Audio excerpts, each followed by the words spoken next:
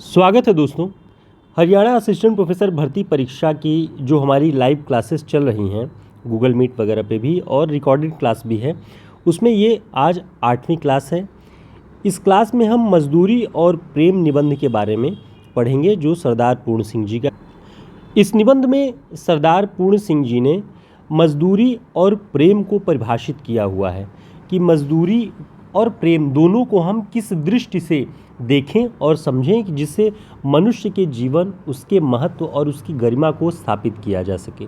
इस पूरे निबंध में यही आप देखेंगे, अलग अलग वर्ग के जो काम करने वाले लोग हैं उनके माध्यम से सरदार पूर्ण सिंह जी ने इस निबंध को लिखा हुआ है। देखते हैं सबसे पहले किन शीर्षकों के अंतर्गत उन्होंने इस निबंध को लिखा है। तो सारे शीर्षकों को आप ध्यान से देखिएगा। हल चलाने वाले का जीवन यानी किसान का जीवन, गडरिये का जीवन, मजदूर की मजदूरी, प्रेम और मजदूरी, मजदूरी और कला, मजदूरी और फकीरी, समाज का पालन करने वाली दूध की धारा और पश्चिमी सभ्यता का एक नया आदर्श। इन शीर्षकों के अंतर्गत उन्होंने मनुष्य की जो गरिमा है उसे किस रूप में स्थापित किया जाए, आज की जो आधुनिक जो सभ्यता कही जाती है उस सभ्यता ने किस तरह से मनुष्य के मूल्य को कम किया है, उसके श्रम के मूल्य को कोई महत्व न दे करके उससे अथक परिश्रम करा करके, या बंधुआ मजदूरी की प्रथा आप सभी जानते हैं, उन सभी के माध्यम से आज की सभ्यता ने केवल और केवल परिश्रम का शोषण किया हुआ है, श्रम का शोषण किया हुआ है। उन्हीं शोषण के तरीकों के ऊपर मानवता को किस रूप से स्थापित किया जा सके, ऐसा विचार उन्होंने इस निबंध में प्रकट किया हुआ है। तो आप देखेंगे अलग अलग वर्गों के जीवन को किस रूप में इस निबंध में दिखाया गया है और उन्हीं को आपको ध्यान रखना है। कुछ महत्वपूर्ण कोटेशंस हैं जिन्हें आपको ध्यान रखना है और सारे विचारों को भी उस रूप में ध्यान रखना है ताकि आप रिटन परीक्षा में भी किस दृष्टिकोण से इसे लिखें, किस किस तरह की बातें लिख सकें। तो हम प्रयास करेंगे कि उन बातों तक, उन विचारों तक इस वीडियो में हम पहुंच सकें। तो जो लोग अब तक नहीं जुड़े हुए हैं हमारी क्लासेस से वो जुड़ सकते हैं। हम सिलेबस के महत्वपूर्ण बिंदुओं को जो प्रायः उपलब्ध नहीं है सोशल मीडिया के तमाम प्लेटफॉर्म पर, हम कोशिश कर रहे हैं कि पहले उन सभी पॉइंट्स तक पहुंच जाएं, उसके बाद सामान्य विषयों तक आप सबकी पहुंच है ही। तो आप हमारे व्हाट्सएप नंबर पर संपर्क करके इस क्लास के बारे में जानकारी ले सकते हैं। देखते हैं सबसे पहले उन्होंने क्या लिखा हुआ है। इस निबंध में सबसे पहले उन्होंने हल चलाने वाले किसानों यानी परिश्रम के मूलभूत जो स्रोत कहे जा सकते हैं, जिनके परिश्रम के बल पर, उससे संचित धन के बल पर संपूर्ण सभ्यता चल रही है, संपूर्ण सभ्यता के पहिए गतिमान हैं, उनके यानी किसानों के ऊपर उन्होंने क्या लिखा हुआ है। उन्होंने लिखा कि हल चलाने वाले और भेड़ चराने वाले प्रायः स्वभाव से ही साधु होते हैं। ध्यान रखेंगे कि मजदूरी और प्रेम निबंध में सरदार पूर्ण सिंह जी ने किसे स्वभाव से साधु कहा है, हल चलाने वालों को और भेड़ चराने वालों को कहा है। लिखते हैं कि हल चलाने वाले अपने शरीर का हवन किया करते हैं, खेत उनकी हवनशाला है, उनके हवन कुंड की ज्वाला की किरणें चावल के लंबे और सफ़ेद दानों के रूप में निकलती हैं। गेहूं के लाल लाल दाने इस अग्नि की चिंगारियों की डालियां सी हैं। वे कहते हैं कि वे अपने शरीर को हवन करते हैं और हवन करने के बाद जैसे हवन के जो कुंड होते हैं उससे ज्वालाएं निकलती हैं, वो कहते हैं खेतों से वैसे ही अनाज के दाने, कभी चावल के दाने सफ़ेद लौ की तरह और गेहूं के दाने लाल लाल दाने जो होते हैं वो आग की चिंगारियों की तरह, ऐसा लगता है कि चिंगारियों की डालियाँ ऊपर उठ रही हों। वो वास्तव में केवल अनाज भर नहीं है, वो हवन कुंड में भस्म किया गया अपना शरीर है किसान का, उसे उस रूप में महत्व देना चाहिए। अन्न के कण को देखिए तो किसान को जरूर याद करिए। अप्रत्यक्ष रूप से ये बात इसमें कही गई है। देखिए, फसल, अन्न कण और फलों, तमाम तरह की चीज़ों पर, सब पर विस्तृत दृष्टि से इन्होंने लिखा हुआ है। लिखा इन्होंने कि मैं जब कभी अनार के फूल और फल देखता हूँ तब मुझे बाग के माली की रुधिर याद आता है। यानी बाग का जो माली है उसका रुधिर याद आता है, उसका खून याद आता है उस अनार के दाने, उस अनार के फूल में। कभी भी आप फल को इस दृष्टि से न देखते होंगे कि अनार का वो लाल रंग क्या है। बहुत खून पसीने से सींचा हुआ एक जो बाग का माली है, उसने बहुत परिश्रम से अपने हाड़ मांस को गला करके उसकी देख रेख की है, तो उसे उस रूप में जब आप देखेंगे तब उसके प्रति मोह होगा, उसके प्रति श्रद्धा होगी, उसके प्रति आपके प्रेम और भाव होगा। आगे आप देखेंगे कुछ कुछ उदाहरणों से उन्होंने बताया है कि किन चीज़ों को छूते और पलटते हुए देखते हुए उन्हें श्रमरत मनुष्य याद आता है और ऐसा लगता है कि वो चिर सखा है, बहुत लंबे वक्त से वो उनके प्राणों का, उनके आत्मा का सखा है, वो उसे उस रूप में याद करते हैं। कहते हैं कि उसकी मेहनत के कारण ज़मीन में गिर कर उगे हैं और हवा तथा प्रकाश की सहायता से मीठे फलों के रूप में नजर आ रहे हैं। कि सारे फल हवा और प्रकाश की सहायता से उसी माली के खून का अंश हैं जो फल के रूप में मीठे फल वहाँ पे पैदा करते हैं। किसान मुझे अन्न में, फूल में, फल में आहुति हुआ सा दिखाई पड़ता है। ये बात ध्यान रखिएगा कि अगर ऑब्जेक्टिव प्रश्न बन के अगर पूछे जाते हैं, वैसे इतनी गहराई से तो स्क्रीनिंग परीक्षा में नहीं पूछा जाएगा, ऐसी संभावना कम ही होती है, लेकिन यदि पूछ लिया जाए तो ध्यान रखेंगे कि किसान के बारे में वे कहते हैं कि अन्न में, फूल में, फल में आहुति हुआ सा दिखाई पड़ता है। तो हम यहाँ पर आपको जो बातें बताएंगे वो आपको यदि आपका परिश्रम सफल हो, सार्थक हो, आप रिटन परीक्षा में पहुँचे, तो बहुत सारे जो ये उदाहरण हैं ये आपके लिए, आप 1 घंटे का समय, ये जो थोड़ा सा या आधे घंटे का समय मन से दिए रहेंगे तो ये पूरे निबंध की छाप आपके मस्तिष्क में पड़ जाएगी। कहते हैं ब्रह्माहुति से जगत पैदा हुआ है। ब्रह्म के प्रति, ब्रह्मा के प्रति जो आहुति की जाती है या ब्रह्मा ने जो आहुति की होगी उससे जगत पैदा होता है। अन्न पैदा करने में किसान भी ब्रह्मा के समान ही है। जैसे ब्रह्मा ने पूरे विश्व की सृष्टि की हुई है, संपूर्ण विश्व की रचना की हुई है, वैसे ही अन्न पैदा करने में किसान भी ब्रह्मा के समान है। खेती उसके ईश्वर प्रेम का केंद्र है। उसका सारा जीवन पत्ते पत्ते, फूल फूल में, फल फल में बिखर रहा है। वृक्षों की तरह उसका भी जीवन एक प्रकार का मौन जीवन है। वायु, जल, पृथ्वी, तेज और आकाश की निरोगता इसी के हिस्से में है। ये सारी चीज़ें, सब में वो किसान दिखाई पड़ता है, सब में बिखर रहा है। उसके अंश अंश उस किसान के अन्न के कणों में, फल फूलों में, वो सब बिखर के लोगों तक पहुंच रहे हैं, दुनिया तक पहुंच रहे हैं। इस रूप में किसानों को देख पाना, श्रमरत मनुष्य को देख पाना, ये किसी एक व्यापक दृष्टि वाले, एक दृष्टा के स्वभाव वाले लेखक या निबंधकार के विचारों में ही ये बात आ सकती है। क्योंकि जो संकीर्णता की सीमा में बंधे हैं, जो मजदूर को केवल मजदूर के रूप में देखते हैं, किसान को केवल श्रमरत की, वो श्रम कर रहा है और उसका ये काम है, ऐसा सोच के जो लोग इन वर्गों को श्रमरत देखते हैं, वे उस फल फूल अन्न कण किसी के महात्म्य को नहीं समझ सकते, वो उस मानवता को, उस श्रम को नहीं समझ सकते हैं। आगे वे लिखते हैं, विद्या यह नहीं पढ़ा, जप और तप यह नहीं करता, संध्या वंदनादि आदि इसे नहीं आते, ज्ञान ध्यान का इसे पता नहीं, मंदिर मस्जिद गिरजे से इसे कोई सरोकार नहीं, केवल साग पात खाकर ही यह अपनी भूख का निवारण कर लेता है। ठंडे चश्मों और बहती हुई नदियों के शीतल जल से यह अपनी प्यास बुझा लेता है। प्रातःकाल उठकर यह अपने हल बैलों को नमस्कार करता है और हल जोतने चल देता है। देखिए, ये जो नमस्कार की भावना है, अपने जीवन साधनों को, जो उसके जीवन साधन बने हुए हैं, जो सहायक हैं, हल बैल, नदियों के पानी, सबको नमस्कार करता है। आपने न पढ़ी हो तो कभी ध्यान दीजिएगा, केदारनाथ सिंह जी ने एक कविता में लिखा है, नदी के पानी में पूरा दिन एक मछुआरा अपना व्यापार करता है, मछलियाँ पकड़ता है, उससे उसका परिवार चलता है, और जब शाम को वो नदी से बाहर निकल के लौटता है अपने घर की ओर, तो पानी को नमस्कार करता है और कहता है कि अच्छा भाई पानी, हो गई शाम, राम राम। तो ये राम राम या नमस्कार या सलाम करना प्राकृतिक संसाधनों के प्रति ऐसी कृतज्ञता, निश्चलता से परिपूर्ण हृदय और मनुष्य के भीतर ही संभव है। जो यांत्रिक जीवन जी रहे हैं, जो लाभ लोभ के जीवन में जी रहे हैं, जिनका जीवन सभ्यता के मोटे आवरण से ढका हुआ है, वो पानी, जल स्रोतों या अन्य कणों को उतने महत्व या सम्मान की दृष्टि से नहीं देखते। किसान के लिए एक दाना अगर कहीं गिरा हुआ है तो वो महत्वपूर्ण होता है, वो बीन लेता है, उठा लेता है और घर लेके आता है, वो अन्न की पूजा करता है।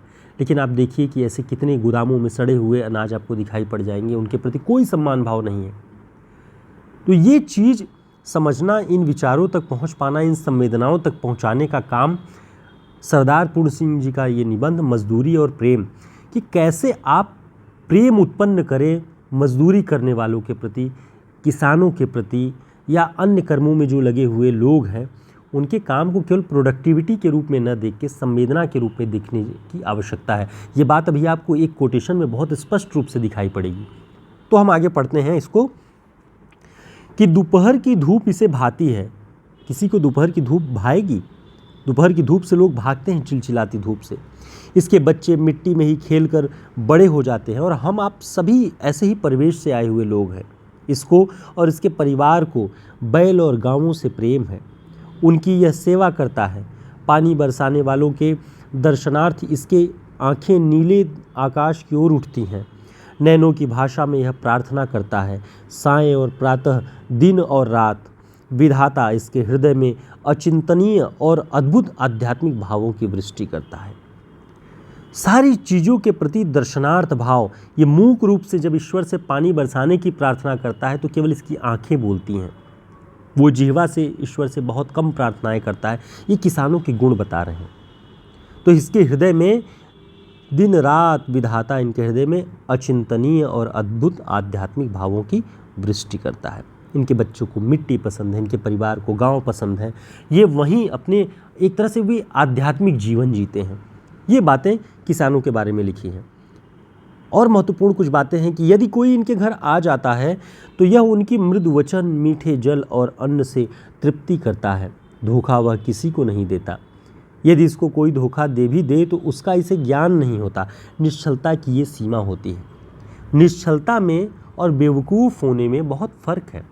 प्रायः ये मान लिया जाता है कि कोई व्यक्ति निश्चल है, वो आपकी किसी बहुत चातुरी जो चालाकियाँ होती हैं उनका अगर वो जवाब नहीं देता है तो मान लिया जाता है कि अरे मूर्ख होते हैं, निरे भोले। वो ऐसे भोले नहीं हैं, उनके भीतर निश्चलता है कि या उनके साथ कोई धोखा भी कर जाए तो उसे फ़र्क नहीं पड़ता, क्योंकि वो इन सब चीज़ों से बहुत ऊपर है।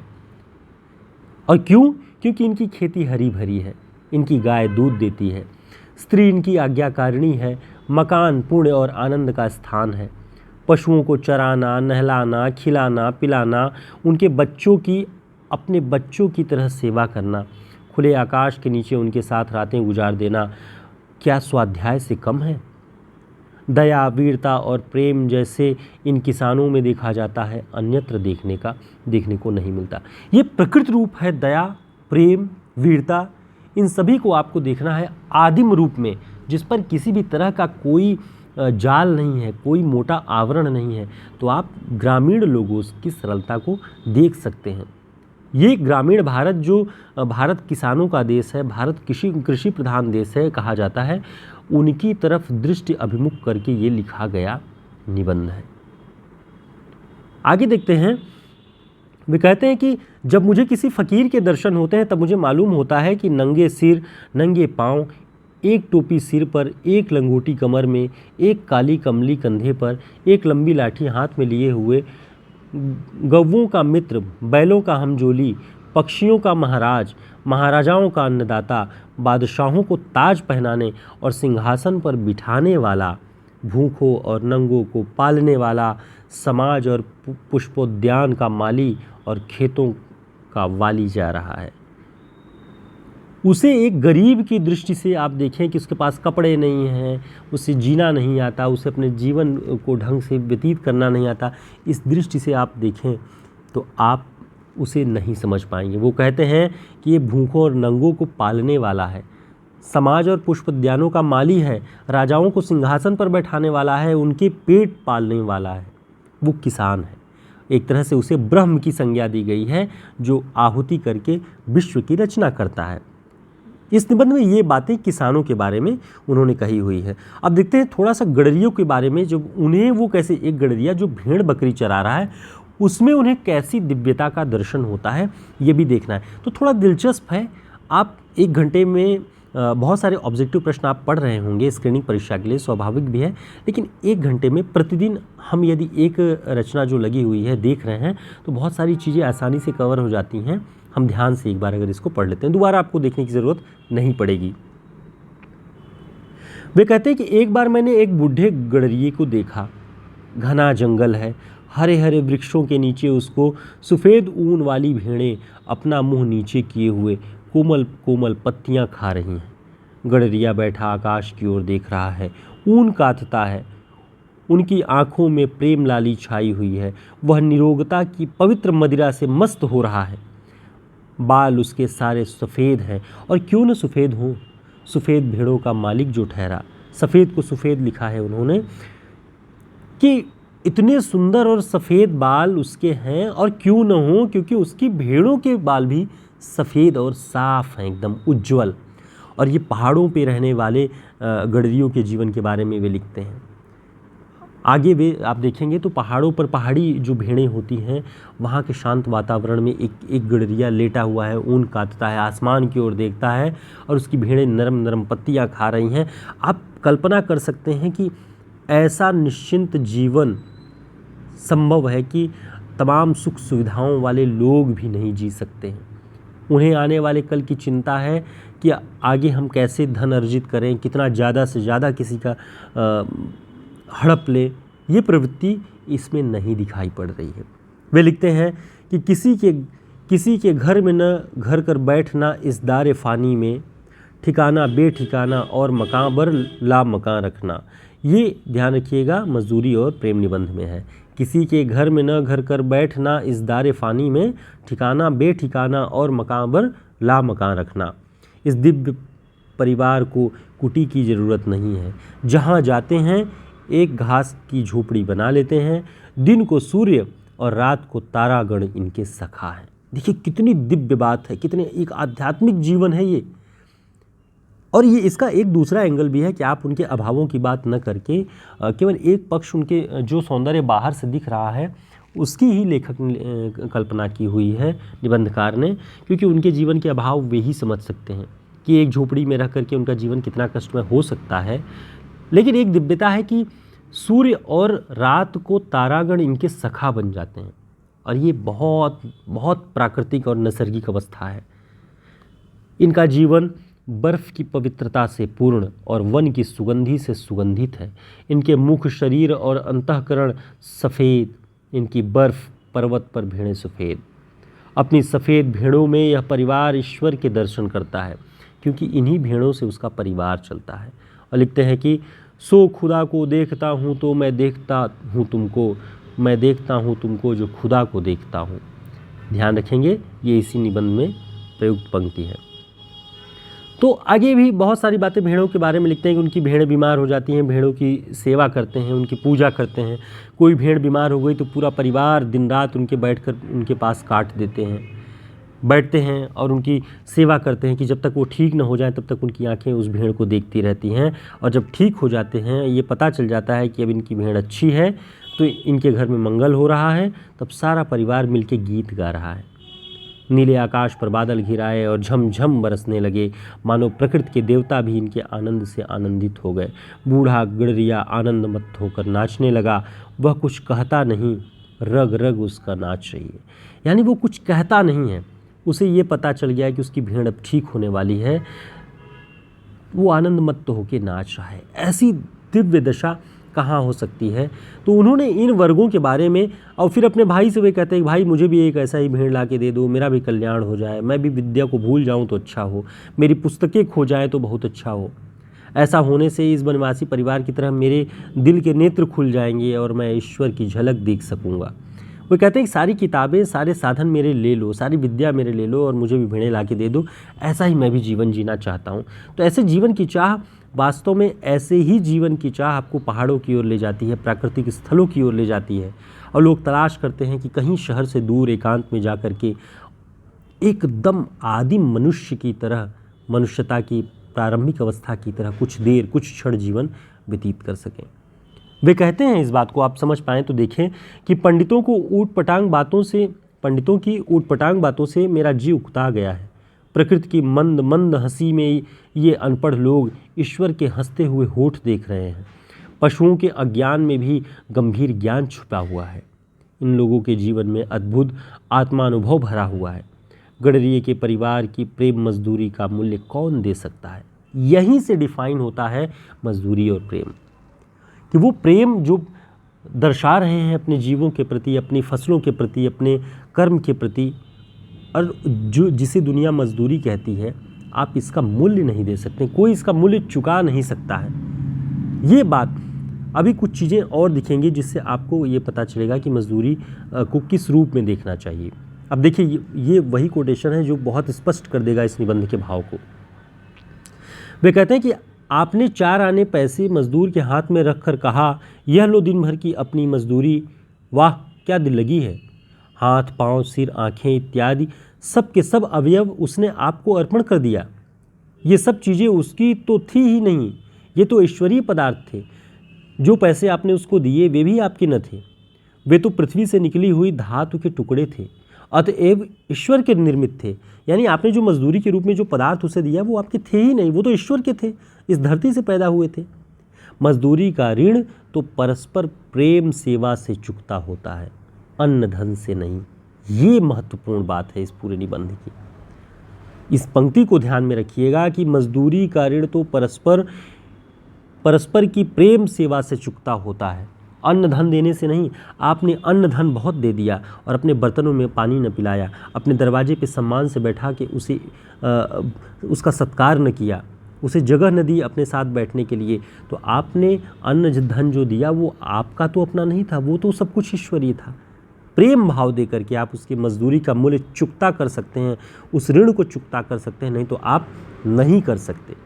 अन्न धन वही बनाता है और जल भी वही देता है। वही ईश्वर है जो अन्न धन बनाता है और जल भी देता है, वे तो दोनों ही ईश्वर के हैं। तो ये बात ध्यान रखना कि प्रेम सेवा से ही मजदूरी का मूल्य आप चुका सकते हैं। कहीं ना कहीं समाज को इतना संवेदनशील बनाने की आवश्यकता उस दौर में भी रही होगी कि आप अपने कामगार वर्गों की जो लोग आपकी अर्थव्यवस्था, आपके जो जीवन संसाधन हैं, सारी चीज़ों को चलाने में जो आपके मदद करते हैं, उन्हें आप केवल पैसे देके उनसे ऋण होने का न सोचें, उनके प्रति संवेदना और सम्मान भाव रखें।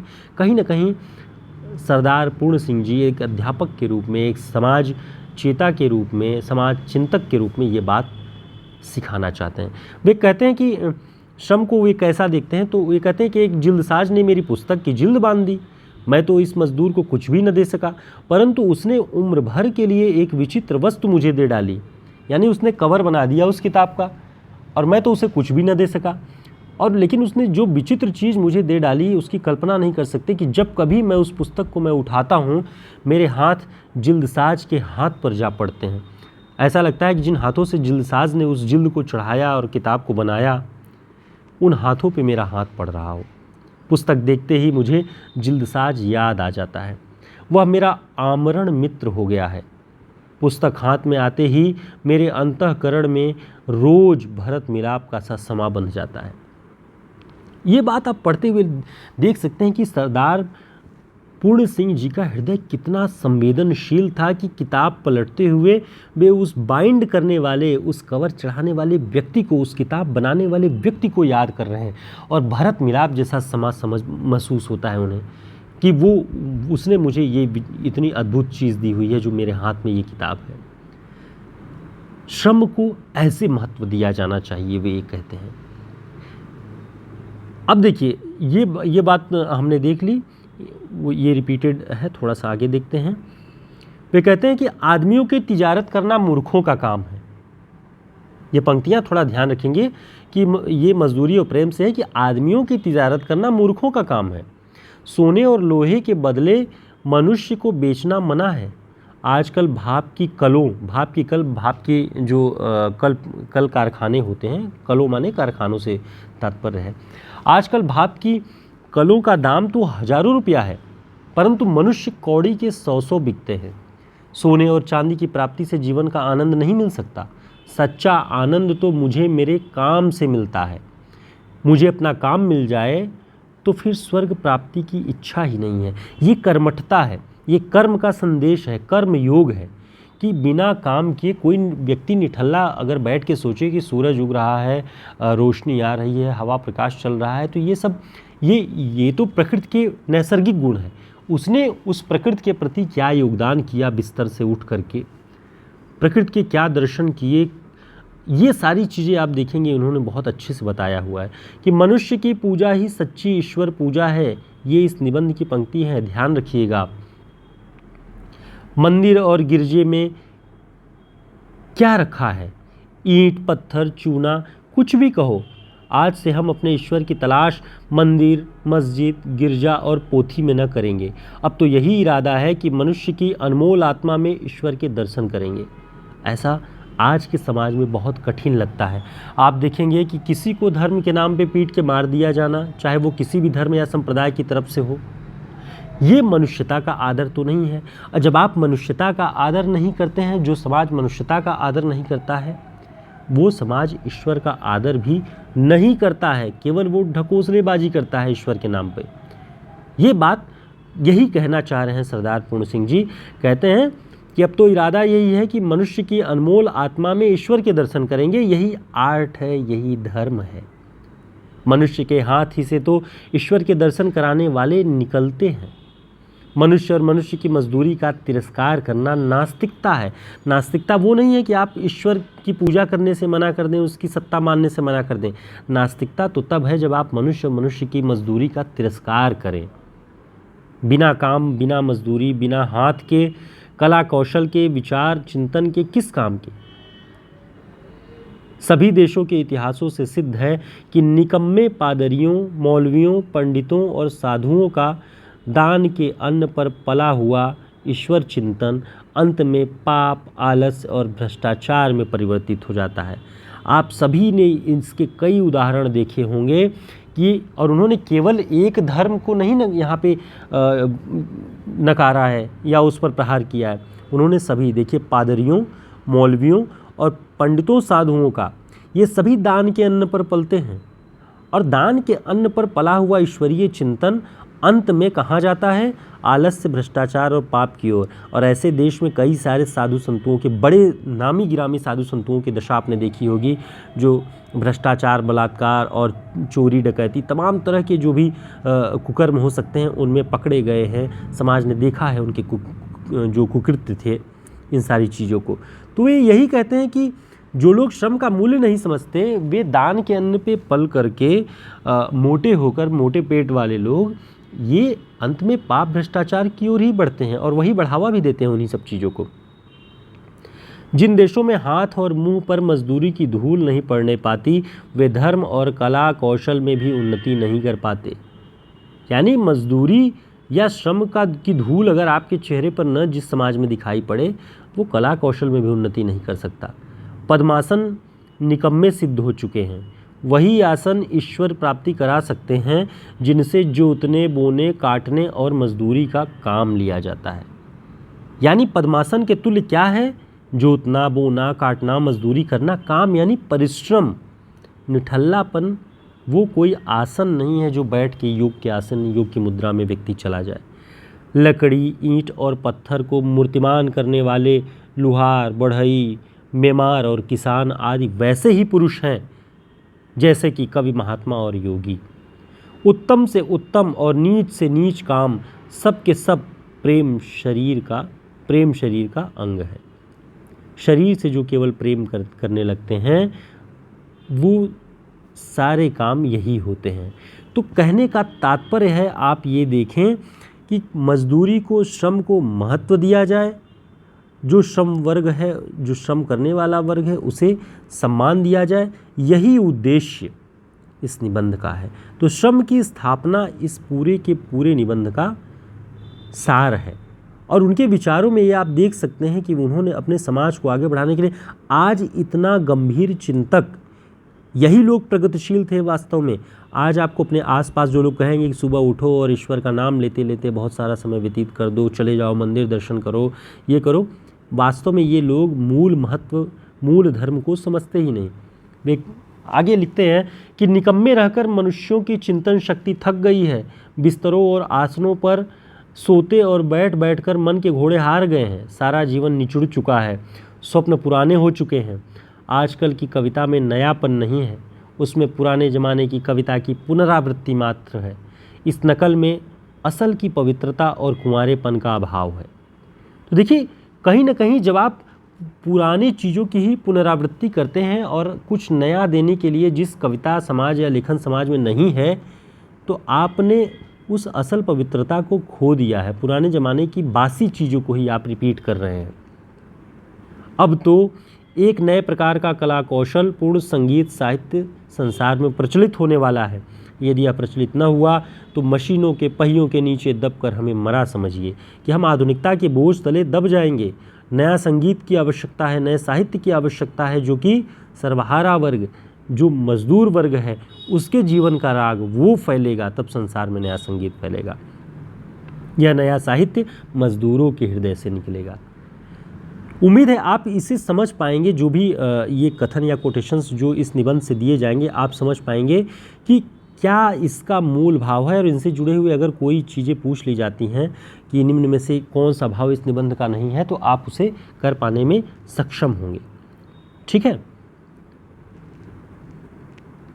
आगे देखते हैं। मजदूरी और फ़कीरी की बात भी करते हैं कि मजदूरी और फ़कीरी का महत्व थोड़ा नहीं है। मजदूरी और फ़कीरी मनुष्य के विकास के लिए परम आवश्यक है। ये बात ध्यान रखिएगा कि कौन सी दो चीज़ें मनुष्य के विकास के लिए परम आवश्यक मानी है उन्होंने, तो मजदूरी और फ़कीरी दोनों को माना है परम आवश्यक। बिना मजदूरी किए फ़कीरी का उच्च भाव शिथिल हो जाता है। वे कहते हैं कि यदि आप फ़कीरी की अवस्था को ग्रहण करना चाहते हैं, उसमें जाना चाहते हैं, तो मजदूरी करके तब जाइए। आप मजदूरी के महत्व को समझते रहेंगे, तब फ़कीरी के उच्च आसन पर बैठ पाएंगे। और बिना मजदूरी किए अगर आप फ़कीरी की ओर बढ़ते हैं कि कोई कहे कि मैं तो फ़कीर हो जाऊंगा, वास्तव में वो परम आलसी है, वो परिश्रम युक्त जीवन से भाग रहा है, तो उसका उच्च भाव भी शिथिल होगा, वो किसी काम का नहीं होगा समाज के। फ़कीरी भी अपने आसन से गिर जाती है ऐसी अवस्था में, और बुद्धि बासी पड़ जाती है। और बासी चीज़ें अच्छी नहीं होती। प्रकृति के यौवन का श्रृंगार करेंगे कभी न बासी फूल। ये संभवतः जयशंकर प्रसाद जी की पंक्ति है, लेकिन भाव यही है कि प्रकृति के जीवन का श्रृंगार करेंगे कभी न बासी फूल। बासी चीज़ें अच्छी नहीं होती। कितने ही उम्र भर बासी बुद्धि और बासी फ़कीरी में मग्न रहते हैं। बहुत सारे लोग पूरी ज़िंदगी उसी बासी बुद्धि और बासी फ़कीरी में मग्न हैं। उनका संपर्क श्रम से नहीं है, श्रम के मूल्य से नहीं है। परंतु इस तरह मग्न होना किस काम का? हवा चल रही है, जल बह रहा है, बादल बरस रहा है, पक्षी नहा रहे हैं, फूल खिल रहा है, घास नई, पेड़ नए, पत्ते नए, मनुष्य की बुद्धि और फ़कीरी ही बासी। ऐसा दृश्य तभी तक रह सकता है जब तक बिस्तर पर पड़े पड़े मनुष्य प्रभात का आलस्य सुख मनाता है। यानी सुबह हो गई है, उससे कोई मतलब नहीं, वो बिस्तर पे पड़ा हुआ है, आलस्य सुख मना रहा है सुबह का। अरे बिस्तर से उठकर जरा बाग की सैर करो, फूलों की सुगंध लो, ठंडी वायु में भ्रमण करो, वृक्षों के कोमल पल्लवों का नृत्य देखो, तो पता लगे कि प्रभात समय जागना बुद्धि और अंतःकरण को तरोताज़ा करना है। आज की जीवन शैली में देखिए कि प्रभात का, सुबह का कोई मूल्य ही नहीं रह गया है। लोगों ने अपने जीवन को इस तरह व्यस्त कर रखा है कि रात्रि तक जागना और सुबह देर से जगना, ये शैली हो गई है जीवन की। वे आगे लिखते हैं कि निकम्मे बैठे हुए चिंतन करते रहना अथवा बिना काम किए शुद्ध विचार का दावा करना मानो सोते सोते खर्राटे मारना है। जब तक जीवन के अरण्य में पादरी, मौलवी, पंडित और साधु सन्यासी हल, कुदाल और खुरपा लेकर मजदूरी न करेंगे, तब तक उनका आलस्य जाने का नहीं। तब तक उनका मन और बुद्धि अनंत काल बीत जाने तक मलिन मानसिक जुआ खेलती रहेगी। आपके आसपास जो भी इस तरह के पंडे पुजारी हैं, आप उनका जीवन देख लीजिए, बासी हो चुका है। वो एक ही पद्धति पर जीवन व्यतीत कर रहे हैं, न ईश्वर से तादात्म्य है और न श्रम से। इसलिए वे कहते हैं कि उन्हें अगर अपने बुद्धि को उच्च आसन पर ले जाना है तो उन्हें मजदूरी के इस क्षेत्र में प्रवेश करना ही पड़ेगा।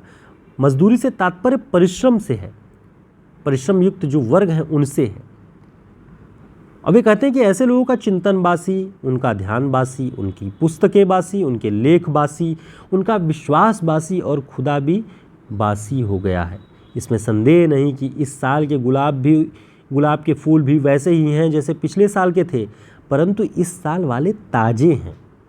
यानी गुलाब का फूल हमेशा सुगंधित है, लेकिन उस साल वाले तो बासी हो चुके हैं, इस साल वाले ताज़े हैं। इनकी लाली नई है, इनकी सुगंध भी इनकी अपनी है। जीवन के नियम नहीं पलटते, वे सदा एक से रहते हैं, परंतु मजदूरी करने से मनुष्य को एक नया और ताज़ा खुदा नजर आने लगता है। अब देखिए, मजदूरी को जीवन और जीवन के मूल्यों से जोड़ करके ये देख रहे हैं तो कैसा प्रेम आप महसूस कर पा रहे होंगे।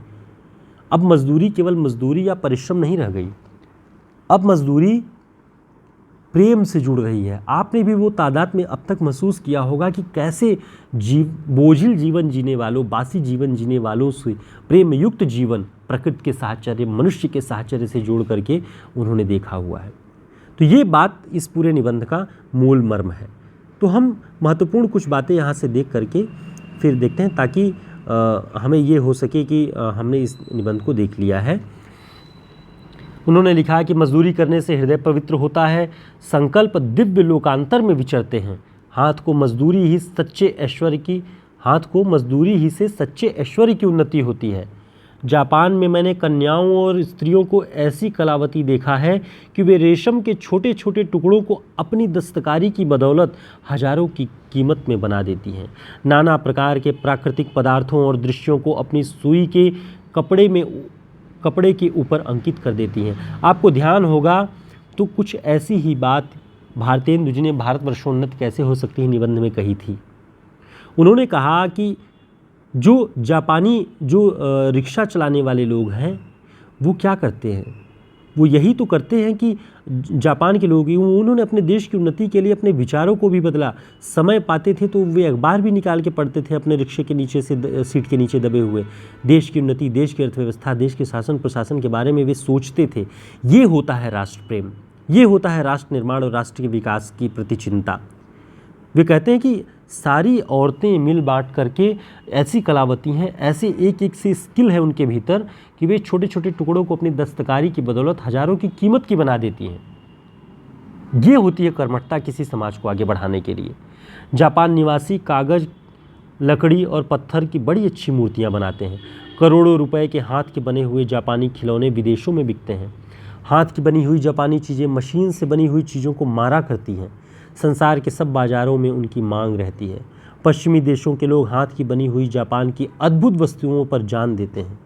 और आप सभी ने चीफ की दावत कहानी पढ़ी होगी, तो आप देखिए कि जिस प्रोन्नति के लिए जो कहानी का जो एक तरह से नायक रहता है वो श्यामनाथ संभवतः उसका नाम रहता है, वो अपनी माँ को छिपा देता है कि मेरी माँ बूढ़ी है, पुरानी हो चुकी है, मेरा बॉस अगर इसे देखेगा तो मेरी उन्नति रोक देगा, मेरा प्रमोशन रोक देगा, क्योंकि वो घर पे उसे आमंत्रित किए रहता है खाने पीने के लिए।